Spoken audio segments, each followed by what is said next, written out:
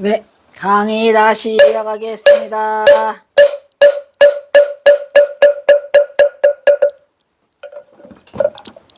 저 시간이 저게 뭐냐.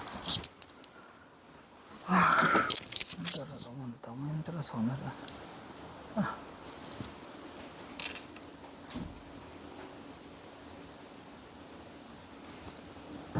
피곤이 전문가원.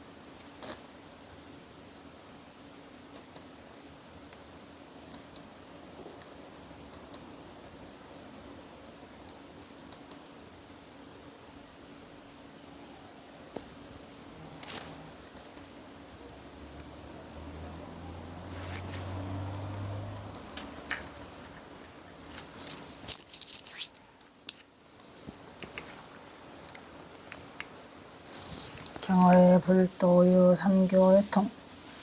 경어성어는 조선 삼종의 종주로서 1857년 9세의 어머니를 따라 경기도 광주 청계사에 가서 개허에게 출가했다. 이 개자도 틀렸네. 이것 좀 바꿔주실래요? 여기 개허.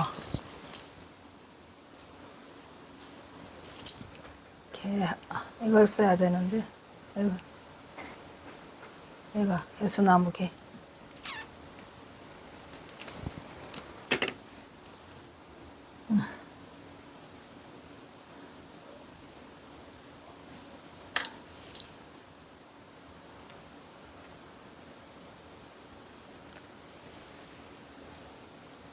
어디 갔어?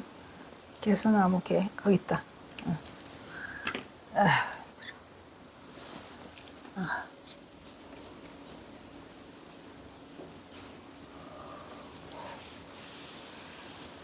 중개사에서 한선비를 만나 천자만을 배우기 시작했는데 박처사. 스승 개호의 환속으로 경하는 불교계에 뛰어난 태두 만화보선.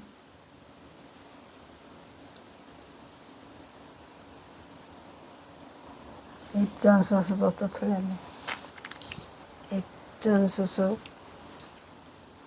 에이, 몰라. 입전수수 1위 중에. 구차네.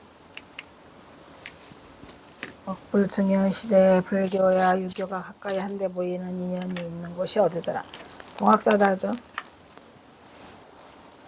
동학사가 왜 유교적 환경에 놓여 있는지는 잘 모르겠지만 어쨌든 동학사는 청학 귀지평이라 해가지고 학이 돌아가는 거.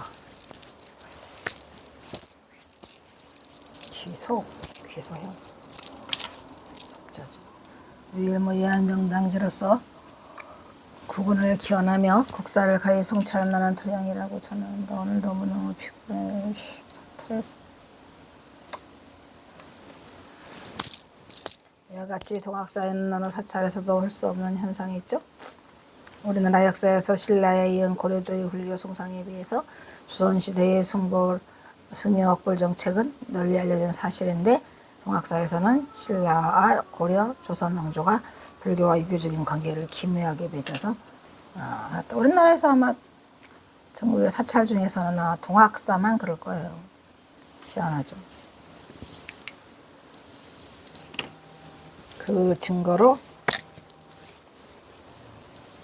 말했죠. 너무 많아. 승모전이 있고 또 삼은각이 있죠. 그죠? 야흥길제, 목은 정몽주, 포운정, 야흥길제, 목은 이색, 포운 정몽주. 그 삼은각도 있고 또 승모전도 있고 또 초원도 있고 동계사도 있어요. 동계사.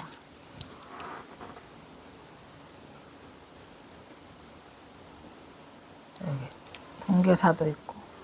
그래서 절개를 지키다가 죽은 단종과 이 승모전에는 단종과 그 왕비 송씨 있죠. 그러고 보니 경호선살의 송씨네.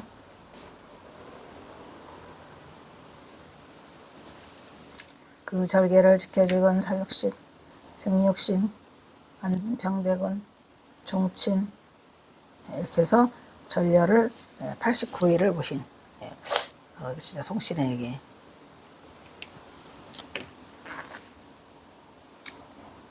음력 2월 25일과 가을 10월 24일에 제사를 지낸다. 사문각은 양길재가 정몽주의 헌령을 보시는 것으로 시작돼갖고 목은 이색과 유방택은 또 누구죠? 유방택의 초혼으로 양길재가 길재의 초혼까지 모셔져 글자 가운데 사문각이 되었다. 동계사는 고려 태종 19년 유동달이 신라의 박재상. 근데 희한하다 여기는 박재상까지도 모시네요. 신라의 박재상의 혼까지 모시는 우리의 동학사. 이게 대단하네. 여기가 동계사. 동학사의 만화 화상이 고종 1년에 동학사를 중건할 때 단종이야 여러 신하를 모신 홍각도 함께 중창한 것으로 기록되어 있다. 그러니까 이게 그 만화 보선도 대단한 사람이고 또 거기에 밑으로 기어 들어간 또 경어도 대단하고 그 외에 이 송씨가 좀 그러네요. 여러 가지 우리가 알 수 없는 그런 인연들이 거기 다 얽혀 있는데 근데 가만히 보니까 이게 경화선사가 동학사에서 한 이유가 있는 것 같죠? 여기 전부 다 충신들이잖아요. 경화선사 충신이야? 충신이에요. 사이에 충신들만 있구만요. 아니 박재상에는 또 있어. 신라시대 박재상. 오 마이 갓. 다 인간들은 다 인연 따라 살아서 이 세상에는 인연 아닌 게 없고 다 인연이고 뭐라고 써놨냐.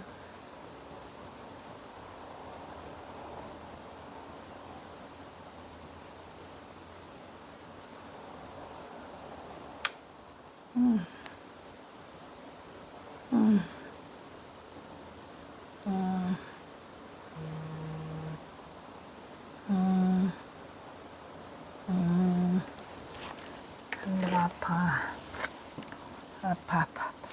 1950년 숙모전과 부속 건물 등이 중건 신축되고 사회법인인 숙모, 아까 숙모회가 뭐랬죠? 단종회사, 송씨 부인. 경화가 10대 후반을 보내며 본격적인 공부를 시작한 홍학사의 상 같은 년. 그의 인간 형성에 영향을 주었다고 생각된다. 홍학사에는 다른 설산에서는 수작을 쌓은 독특한 특색이 있는 건축물이 있죠. 지금 다 봤어요. 홍살문도 있어요. 홍살문도 있고 궁궐, 관아 등 묘 이런 데 세워지는 공사물이 동학사에는 있더라 이런 얘기죠. 그리고 동학사가 사원이면서 경내에는 유신들의 사당인 아까 말했죠. 동계사, 사문각, 숙모전, 또 뭐지? 초혼각 이런 것들이 다 동학사에 있더라. 그래서 불도유 상교가 굴곡으로 스며 있는 곳이라고 말했죠.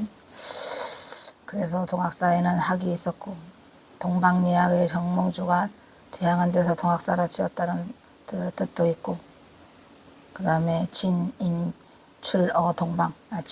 출어동방에서 출현한다 해가지고 동쪽에서 나온 진인이라 해서 동학사. 그래서 사판에 사판국 청학기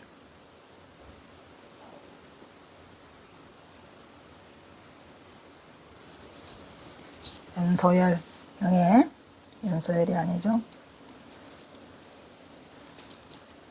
제비집이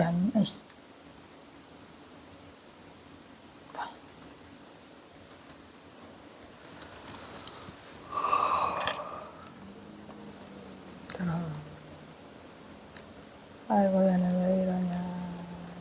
힘들다.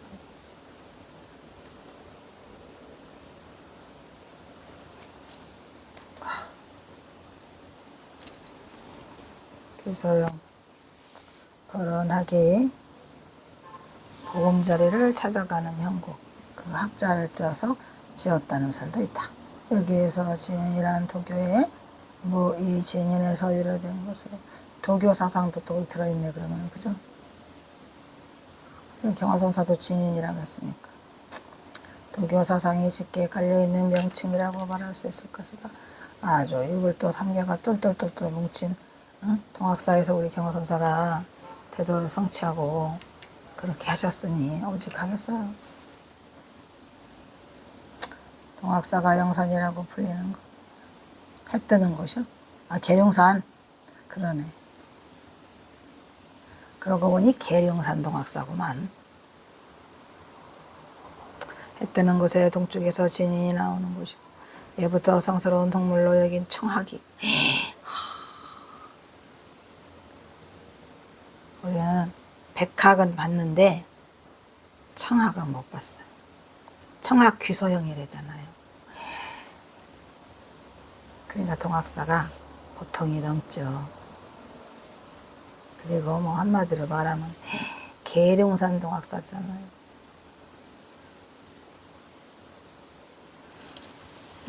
그럼 거기는 동물들이 다 있네. 계룡산이면은 닭개에다가 용룡자에다가 닭볕을 또 청학. 청학 그냥 학도 귀한 건데 청학이 찾아드는 보금자리를 동학사로 칭했다는 내용은 불도유 삼교를 다 아우르는 신성한 성지임을 동학사의 명칭에 걸맞는 의미심장한 사찰이라고 말할 수 있다 이런 얘기죠. 또한 사찰 앞에 홍살문은 불과 유의 공존 상징하게 되어 있는데 동학사의 가장 독특한 특징은 사찰에서 보기 그렇게 어려운 것이 세워져 있다는 것에서 근거를 찾을 수 있고 유불과 공존하고 있다는 것이 홍살문을 통해서 증명하고 있다. 아니 사찰에 왜 홍살문? 대단해요. 대단해요. 동학사는 가면 뭐라고 할까 사찰 같진 않고 되게 조용해요. 아주 조용해요. 바로 이러한 불도유가 삼교가 공존하는 5년 동안 정서로 경어가 살다간 동학사의 특성하는 경어는 날 경어의 선사성에 큰 영향을 끼쳐 경어는 법화와 행리를 통한 원흉부유한 경지를 마음껏 펼쳐 보이게 다 원흉의 통 불도유 삼교 원흉의 통 동학사 오른쪽에 동학사의 별개로 유신을 혼을 기리는 동계사 아까 했잖아요. 사문각 사륙신의 혼을 기리는 승무전이 있더라. 동학사는 절의 사당이 절이 아닌 사당 신라 유신 박재상의 충묘를 기르고자 살다가 대단해요. 동계사 사문각은 조선 태조 때 건립했겠죠. 그 다음에 호은 정몽주복은 이색양 글제 그죠. 숙무전 조선 후기 세조 때 됐고 숙무전은 처음에 반할과 지을 당시에는 이게 초헌각이 숙무전으로 변했군요. 만화보선이 이 초헌각을 처음 지었을 때는 언제랬죠? 1863년이랬잖아요. 그랬는데 이게 숙무전으로 변했다는 얘기구나.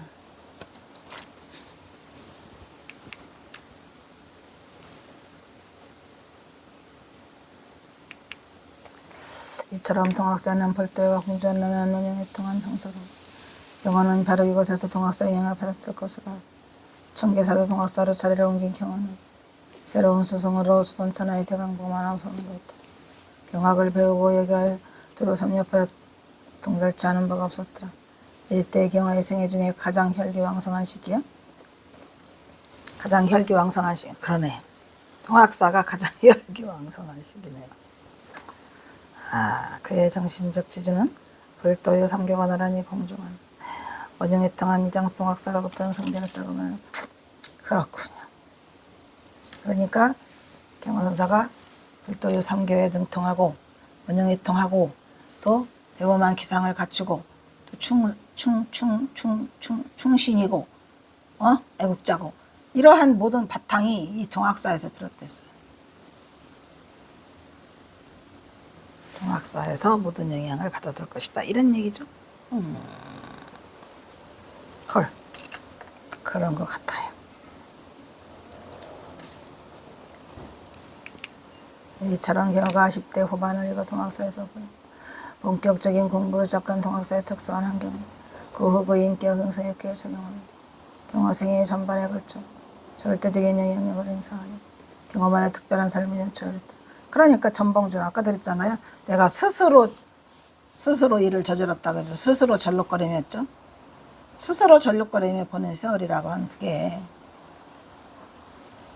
이상에서 살펴본 바와 같이 동학사는 천당함과 더불어 경어의 생애에 절대적으로 가장 중요한 2대 성지가 되겠죠.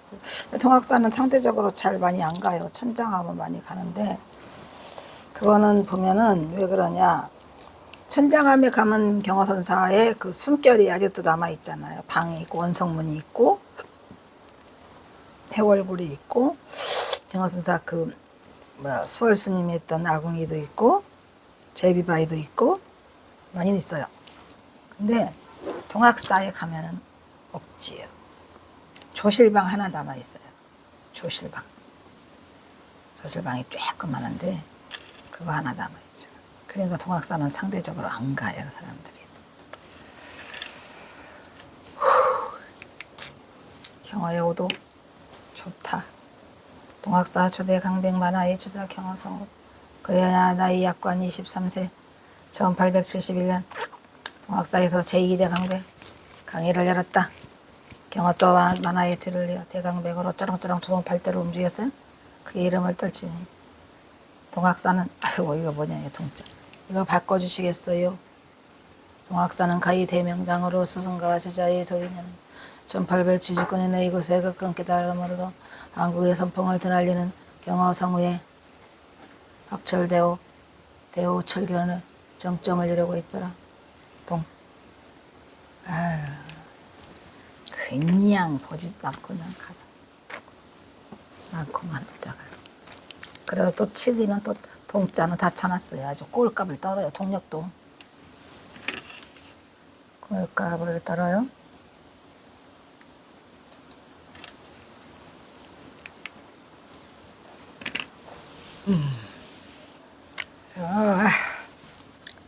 뭐냐,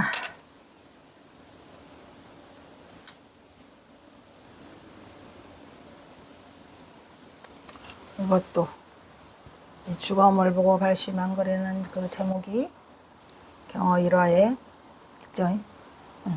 그 경어 1화 중에 38가지 중에 1번이 어저께 집신을 뭐 어쩌고 한 거 있잖아요. 집신. 이것도 2번인가 3번에 나오죠. 주검을 보고는 뭐야, 시체, 발심은 만경, 김제만경, 전봉준이 나타나기 전에는 천안인가 했죠. 근데 천안 아니에요. 김제만경이. 때는 바야흐로 1879년 고종 16년 6월. 왜 6월일까요? 6월 15일 날 방학했어. 그래가지고 원사가 내려가다가 돌아와서 8월 5일 날 조실방에 들어앉죠. 예, 스승인 계열을 찾아가기 위해 떠난 길에서 사람들은 왜 아래로 내려갔냐고 그러는데 아래에 전봉준이 있어가지고 위로 안 가고 아래로 내려가요. 원사가. 그래서 호열자를 맞닥뜨리는 게 김제만경이죠. 경화연 삶과 죽음의 경계를 넘나드는 체험을 하게 된다. 1879년 즈음에 4, 5년간 조선사회에 강범에게 학대되었던 전염병, 그 중에서도 일본에서 일본 열도에서 올라온 그 우리나라 그 동네를 타고 상륙하고 있는 호열자, 즉 콜레라를 경환사가 맞닥뜨리게 되죠. 그래서 신한 손실과 많은 생명을 앗아갔고 이로 인한 배알른 전란의 피해보다 더 극심했고 결국은 전통사회를 해체시켜 유랑민을 만들어 대량으로 발생시켜 결국 조선왕조의 해체를 가져오는 원인으로 작용하였다고 말할 것이다. 강타했죠, 전염병이. 그게 또 우리 경호선사가 또 대도로 성취하게 되는 크나큰 그 도실점이 되는 거죠. 그러니까 뭔가가 항상 좋고 나쁨이 있어요. 그래 우리는 또 뭐라고 그러죠? 그게 충도지 뻘. 인생지사 세옹지마. 뭐냐? 바로 그러한 말기말장상의 현장에서 경호는 죽음을 마주하니 인생의 재행무상을 몸소 체험하게 되었던 것이다.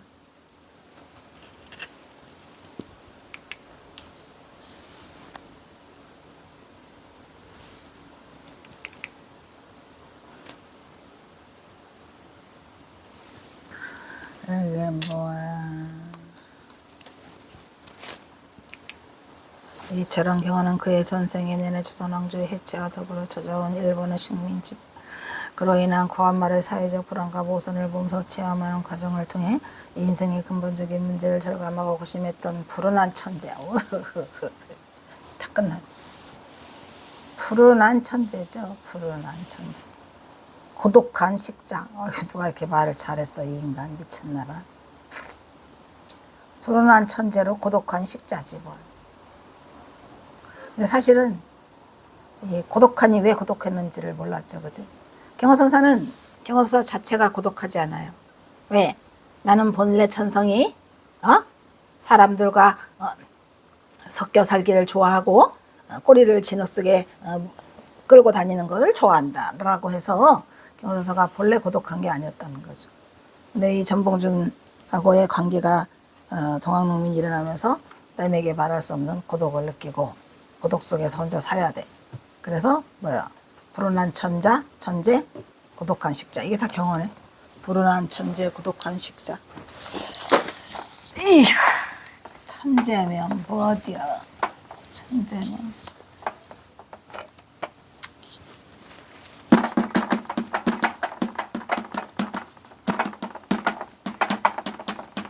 천재야?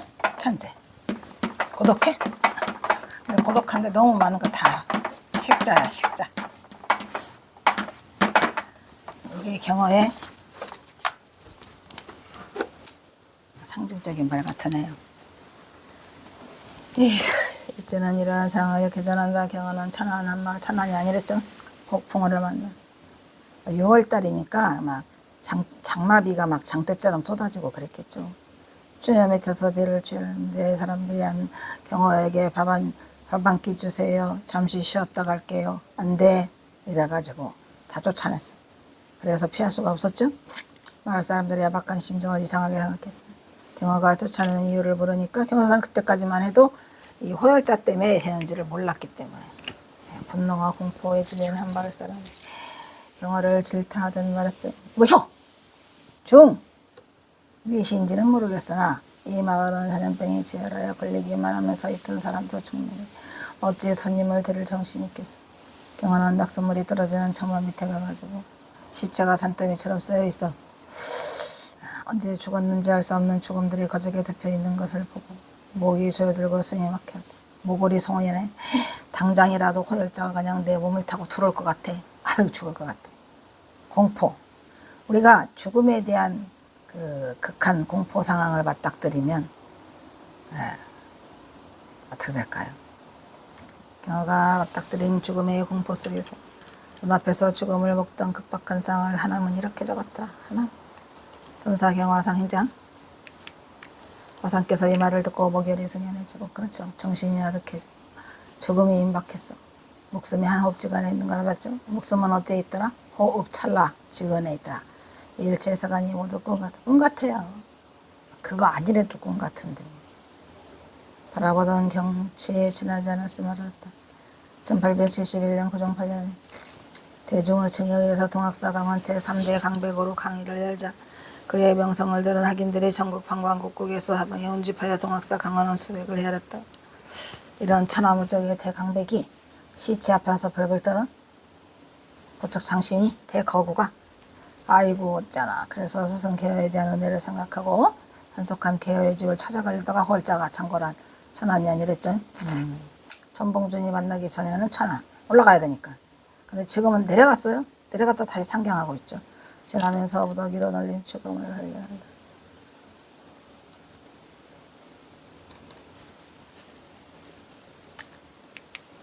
생사의 절박함을 깨달은 경화는 전염병으로 인한 집단적 죽음의 참상과 맞닥뜨린 자신의 무력함을 깨닫고 그래요. 백날 화환경 강의하면 뭐 얻어걷는가. 즉시 다시 동학사로 돌아와 학인들을 돌려 남아있는 학인들은 뭐였죠? 방학하고 빨리빨리 집으로 안 가는 인간들.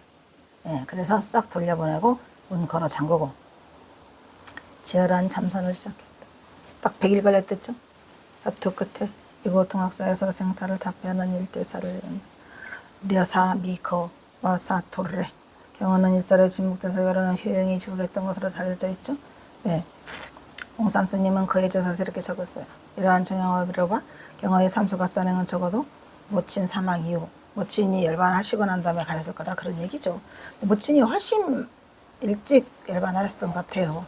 그 전봉준 장군의 그 둘째 딸 전옥년이가 혼사를 하면서 이제 빨라지기 시작하는데 이미 그 어머니는 뭐 천장암에 계실 때 열반하지 않으셨을까. 하여튼 뭐 효자라고 예, 그걸 얘기를 하고 있는데 이게 뜬금맞게 여기서 왜 나올까? 빼먹었나? 경호선사는 어머니와 형이 있던 천장암을 찾아가서 버림을 하신 후 20년 동안 그곳에 삶에 행하시다가 오랜 종척을 강조합니다. 그것이 어머니 밀양박씨가 별세한 후에 이르다. 그러겠죠.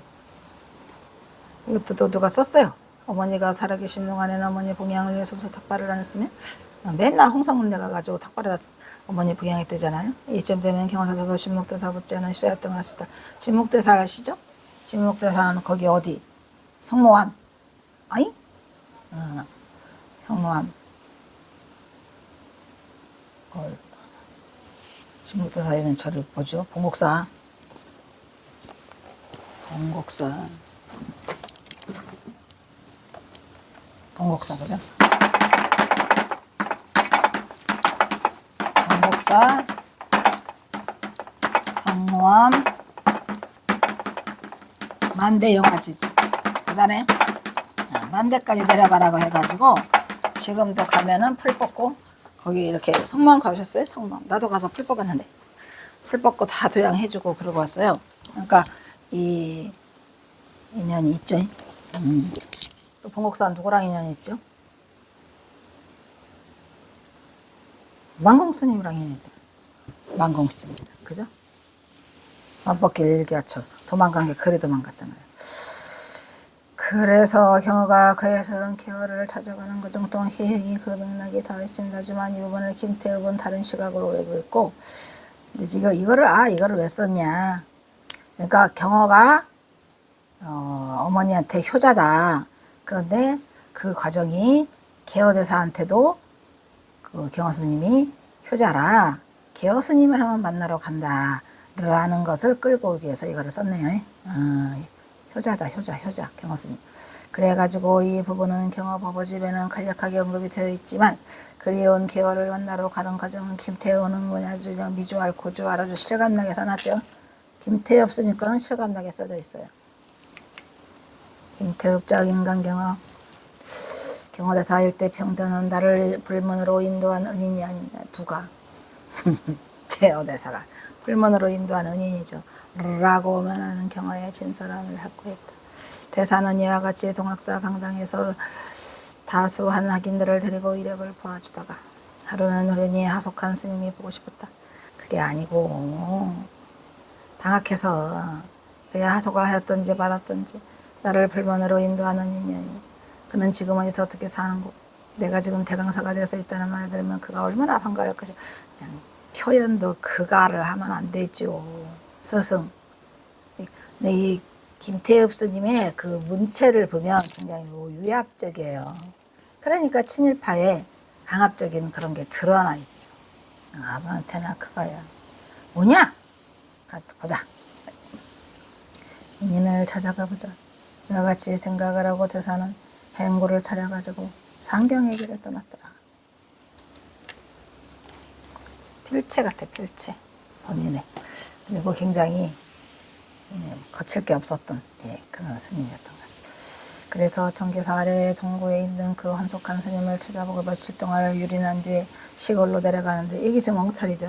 왜냐면 만약에 경호 스님이 이 환속한 스님을 찾아가서 며칠 동안 유린하고 다시 내려온다?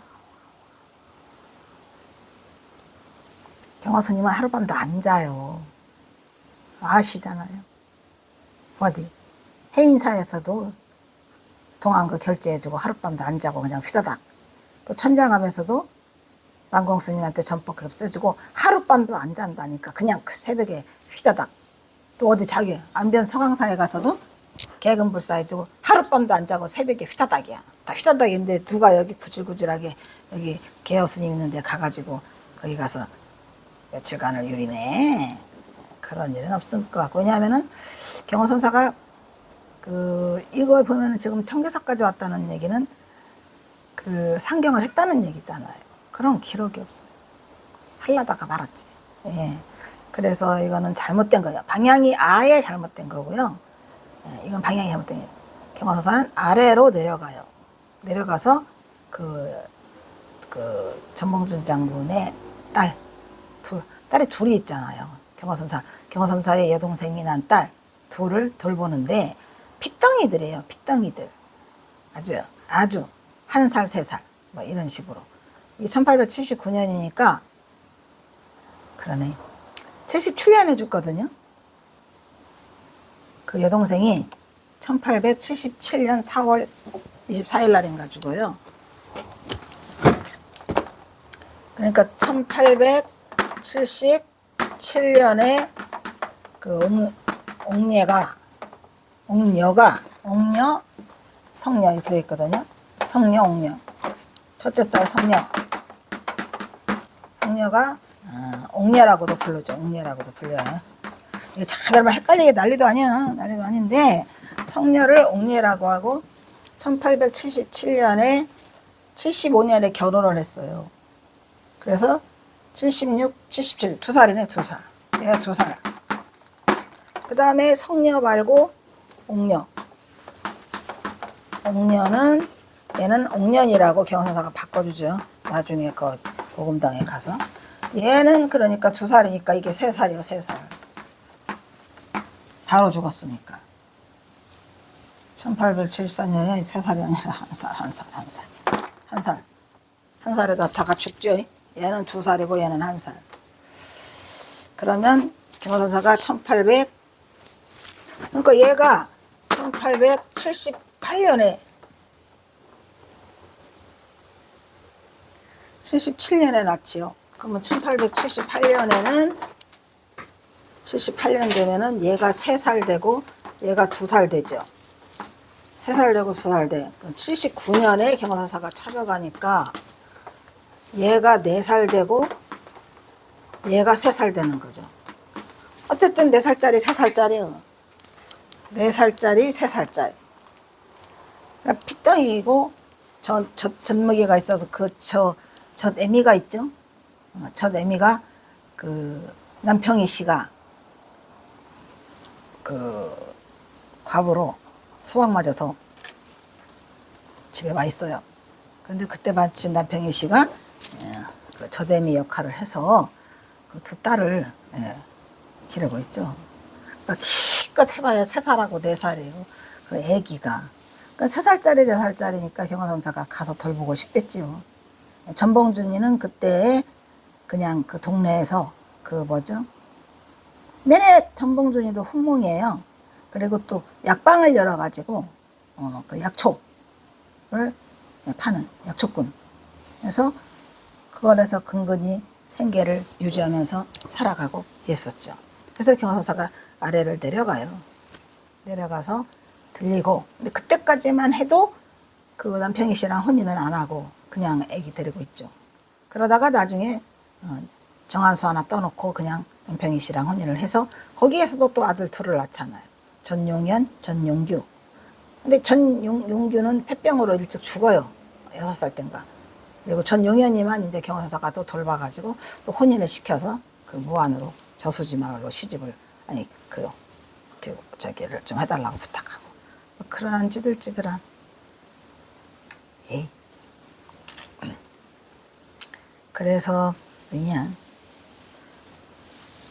그래서 청계사래 동네에 있는 퇴속한 스님을 찾아보고 며칠 동안을 유린 같은 시골로 내려가는데 벼랑간에 괴질이 유행하여 사람의 송장이 여기저기서 성화같이 쓰여 있었다. 대사는 김제 만경들을 지금 여기가 지금 이 김태엽 스님 이렇게 쓰거든요. 그러니까 내 말은 거기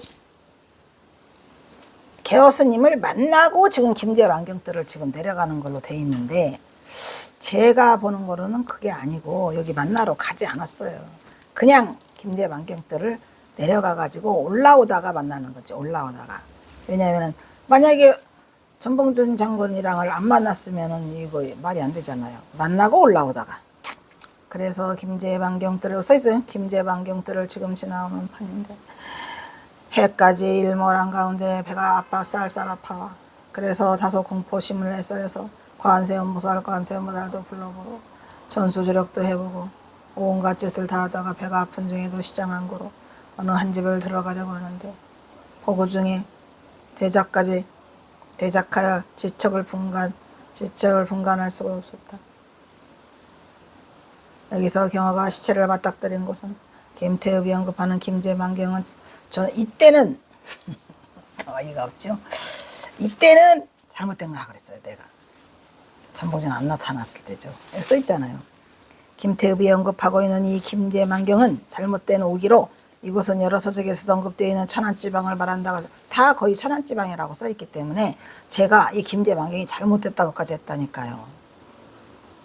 아이러니죠.